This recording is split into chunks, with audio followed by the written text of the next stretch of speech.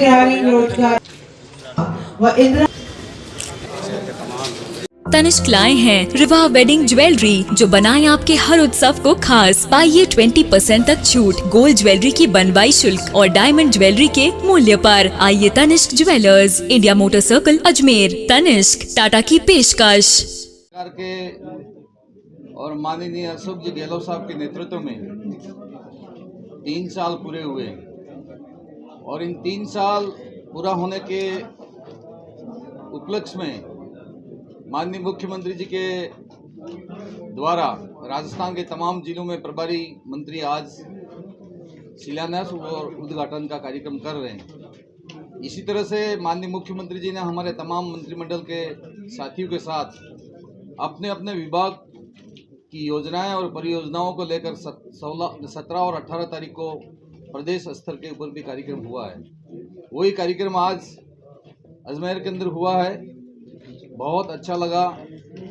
विभिन्न विभागों के कई सारे जो काम हैं इनके उद्घाटन भी हुए, उनके शिलान्यास भी हुए हैं।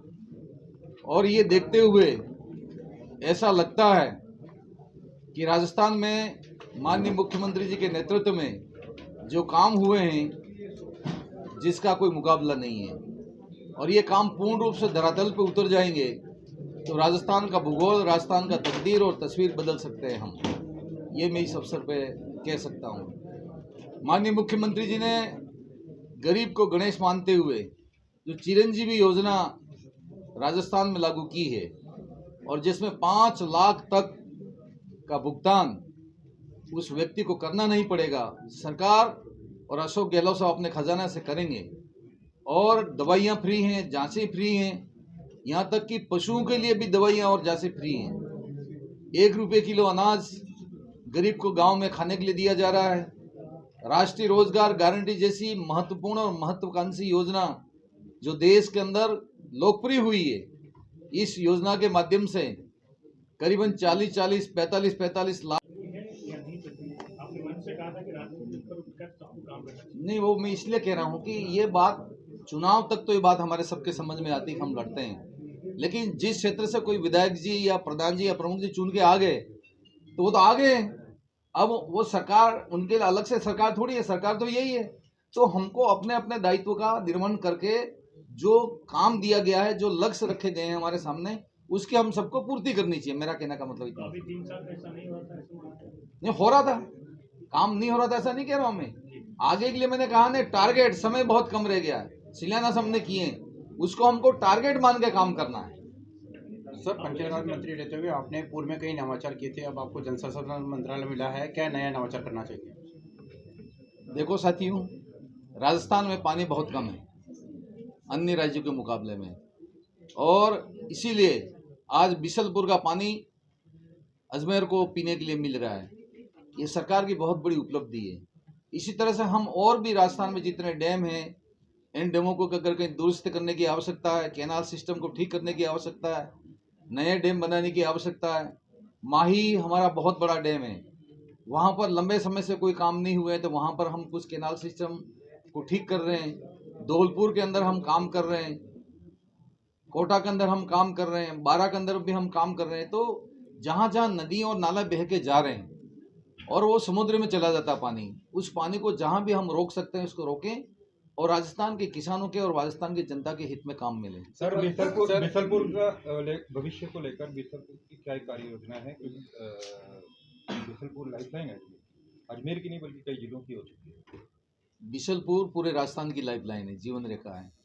जहाँ पर भी बिशलपुर में काम करने की आवश्यकता होगी, सरकार पूरा काम करेगी। सर, बारिश के भरोसे है सर, बिशलपुर में पानी हर बार कम हो जाता है, पानी की प्रवृत्ति कम हो जाती है। देखो, ये प्रकृति की मेहरबानी है। अब प्रकृति ही अगर हमारा साथ नहीं देगी। चंबल का पानी लाने की वाटर भी शेयरिंग घोषणा हुई थी, प्रपोर्शनेट उसमें जिस तरीके से बढ़ा है, बिशलपुर से पहले 1-2 जिलों को मिलता था, वो जिलों की संख्या बढ़ गई है। ऐसे में वाटर शेयरिंग प्रपोर्शनेट बढ़ने के बाद चंबल से अजमेर को जोड़ने की बात चली थी पिछले कुछ सालों पहले भी, उस पर क्या कोई डिपार्टमेंट आप यहीं से मांग उठी थी अजमेर?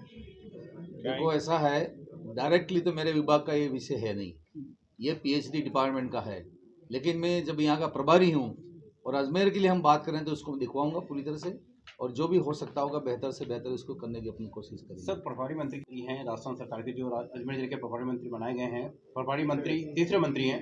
प्रभारी मंत्री अक्सर जिला स्तर पर ही आकर समीक्षा बैठक लेकर चले जाते हैं। क्या विधानसभा वार या ग्रामीण क्षेत्र तक भी जाएंगे? मेरा प्रभारी मंत्री बना और 26 तारीख को मैंने पहली बैठक हमारे कार्यकर्ताओं को नेताओं के साथ मिली। आज मैं यहाँ हूँ, कल मैं यहाँ हूँ, 27 तारीख को फिर मैं अपने विभाग की बैठक कर रहा हूँ पूरे अजमेर डिवीजन की। सामने बजट सत्र आ रहा है, कहाँ पे क्या हो सकता है, क्या नया काम लिया जा सकता है, पेयजल के लिए भी हो सकता है, सिंचाई के लिए भी हो सकता है, वो हम काम कर रहे हैं। इसके बाद दोबारा आऊँगा, ये दोनों एमएलए साहब बैठे हुए हैं, हम ब्लॉक स्तर पे विधानसभा स्तर पे जाएंगे और वहाँ की जो भी जनता की समस्या होंगी उस समस्या का समाधान हम करेंगे। सर, अजमेर जिले में खेल मैदानों में अजमेर जिला प्रथम आया है, क्या खुशी है? आज नरेगा जैसी योजना उस वक्त लागू हुई, उसका परिणाम है आज आप खेल मैदान की ही बात कर रहे हो। हमारे उस क्षेत्र में पानी का लेवल बहुत ऊपर है, हमने हजारों लाखों कुएं हमने खोद दिए और जिसकी वजह से किसानों के आज बल्ले बल्ले हो रही है। उधर जैसलमेर बाड़मेर में हमने मेरे रहते हुए 38,000 हमने टाका बनाया, जो बरसात का पानी टाकों में इकट्ठा हो जाता है और उसको 12 महीने काम में लिया जा सकता है। और संगठनात्मक और राजनीतिक नियुक्तियां अजमेर में नहीं हो पाई। अजमेर में नहीं, पूरे राजस्थान में नहीं हुई है। जिस दिन होगी, जिस दिन हो जाएगी उस दिन सब ठीक होगा। सर, आज परिणाम भी आएंगे पंचायत राज के? परिणाम आएंगे। अब तक हम जीते हैं, अभी 2 विधानसभा चुनाव जीते हैं। अंदर से करंट है कांग्रेस के पक्ष में, अशोक गहलोत साहब के पक्ष में।